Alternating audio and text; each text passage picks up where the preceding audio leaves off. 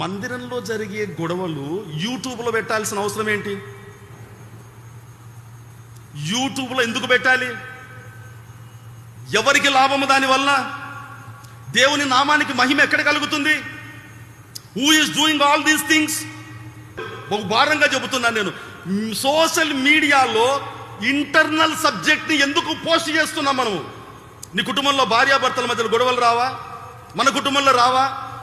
అవి యూట్యూబ్లో పెడతామా మనం ఎప్పుడైనా? మరి ఈ సంఘము సర్వ ప్రత్యక్షత ఎరిగినటువంటి సంఘము కదా, సార్వత్రిక సంఘం అంతా ఒప్పుకున్న సంఘము కదా, వాక్యము యొక్క ప్రత్యక్షత ఉన్న సంఘము, ఏకైక సంఘము హెబ్రోను సంఘము కదా, ఇది ప్రపంచంలోనే సంఘాలను ఒప్పుకున్నాయి కదా. దెన్ మోషే తన ప్రజలు తప్పిపోకూడదని తగ్గిపోవచ్చున్న ఈ మహిమకు ముసుగు పెట్టుకుంటే, ఈ దినాల్లో నువ్వు పెంచబడినటువంటి ఈ సంఘము యొక్క ప్రతిష్ట దిగజారిపోకుండా నువ్వు తీసుకుంటున్న నిర్ణయం ఏమిటి?